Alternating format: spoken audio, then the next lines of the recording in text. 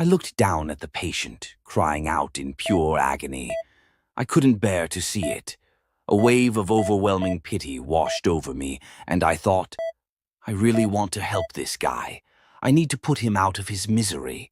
So I waited for the right moment, slipped away, and secretly injected him with a heavy dose of lidocaine.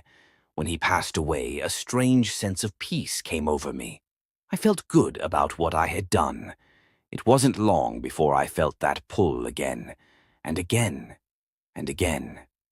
Whenever the urge hit, I'd sneak into a room, quiet as a shadow, and secretly spike their IV drips with insulin.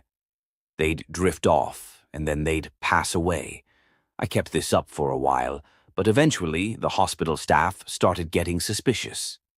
They kept asking why so many patients were suddenly overdosing on insulin. Since most of those patients happened to be under my care, I immediately became their prime suspect. Luckily for me, they couldn't actually prove I was doing it intentionally, so they just let me resign. A month later, I landed a new job at a different hospital. It didn't take long to start up again. I slipped 3 elderly women a heart medication they didn't need, digoxin. It killed them, just as I knew it would. About a year later, at yet another hospital, I did the exact same thing to a 91-year-old woman. Then I moved on to a rehab center. One night, I snuck into a patient's room while they were fast asleep, syringe in hand, ready to end it for them. But the patient unexpectedly woke up. They fought back hard. We struggled in the dark, and by the time it was over, the patient's arm was broken. Naturally, the rehab center fired me on the spot, but I couldn't stop.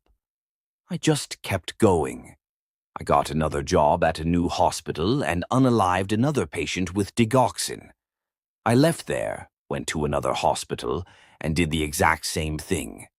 Then, at yet another new hospital, I took care of 5 more people the same way. By this point, I had been doing this off and on for about 14 years. No one could ever catch me because I never left a paper trail. They could never prove it was me. Until I started working at a new medical center. That's where I met Amy, an ICU nurse. I really liked her. She thought I was a great nurse and respected how much I knew about medicine. We became fast work friends, talking all the time during our shifts. I trusted her, and I really opened up to her. But even while we were bonding, I was still murdering patients on the side. Then, an assistant pharmacist noticed a weird spike in deaths in one of the wards, all from overdoses of insulin and digoxin. The police got involved, started connecting the dots, and all roads led straight to me. The hospital fired me immediately. It was a setback, but I figured I could just do what I always did, find another hospital and start over. But the police were desperate to stop me from getting another job, and they wanted to lock me away for murder. They just needed proof. So they went behind my back to Amy. They told her everything, showed her the evidence, and completely shocked her. After all, I was her friend. They convinced her to wear a wire and set me up. When Amy hit me up and asked to meet at a restaurant, I didn't suspect a thing. We sat down, started talking, and she cleverly guided the conversation. Once I started opening up, it all just poured out of me. I admitted to everything, all the unalivings, all the patients, and exactly how I did it. I had no idea she was recording every single word. After a 16-year spree, it was finally over. The police arrested me, took my mugshot, and put me in a cell. In the end, I confessed to unaliving about 45 patients total, though looking back, it might have actually been closer to 300. I went to trial, they found me guilty, and the judge hit me with 11 different life sentences. That's over 400 years in prison. I'm never getting out. Imagine going to the doctor and being told you have cancer. Your entire life changes in one sentence. You call your family. You start preparing for the worst. And then, because you trust your doctor, you begin chemotherapy. Except you never had cancer at all. And the man treating you? He knew that from the beginning. In Michigan, Dr. Farid Fata looked like the perfect success story. He was an oncologist, a cancer specialist. Patients trusted him with life or death decisions every single day. But behind the scenes, he had a different obsession: getting rich.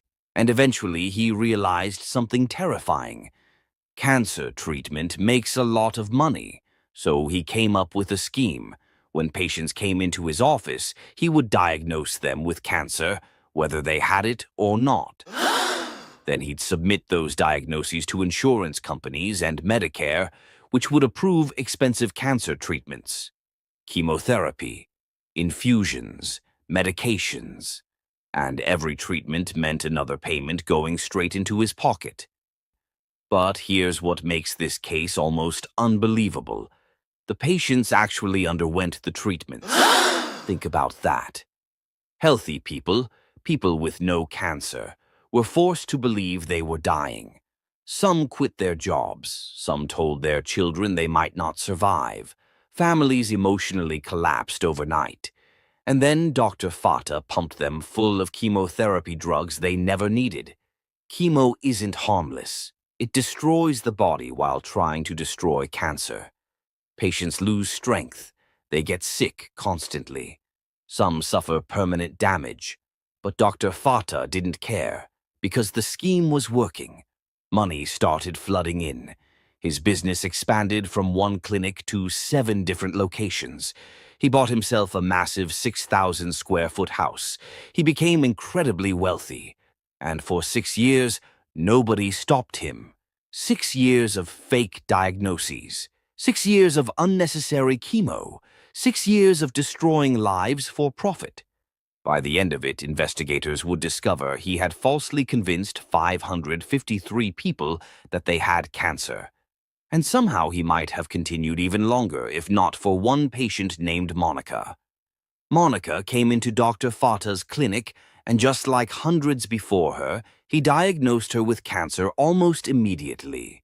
He told her she needed chemotherapy right away. So she started treatment. After her very first chemo session, she felt horrible, weak, dizzy, completely drained. Then things got even worse. When she got home, she fell and broke her leg badly in 2 places. So Monica returned to the clinic for treatment. But this time, Dr. Fata wasn't there. He was on vacation. Another doctor was filling in for him, Dr. Suaid. And during Monica's examination, something caught his attention. Her records didn't make sense. The diagnosis didn't line up. The deeper he looked, the more disturbing it became. Monica didn't have cancer. At all. Imagine hearing that after already starting chemotherapy. Dr. Suaid eventually told Monica the truth. She was not dying. She did not need chemo, and she should never return to Dr. Fata.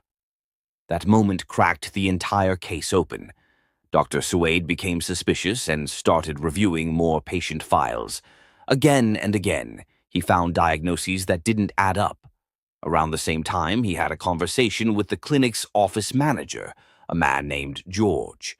George mentioned hearing rumors that Suaid planned to quit, and Suaid basically told him, "Yeah, there's shady stuff happening here." That was enough for George. He began investigating on his own. He reviewed medical records, interviewed staff, gathered documents, and what he discovered was horrifying. This wasn't a mistake. It was a system.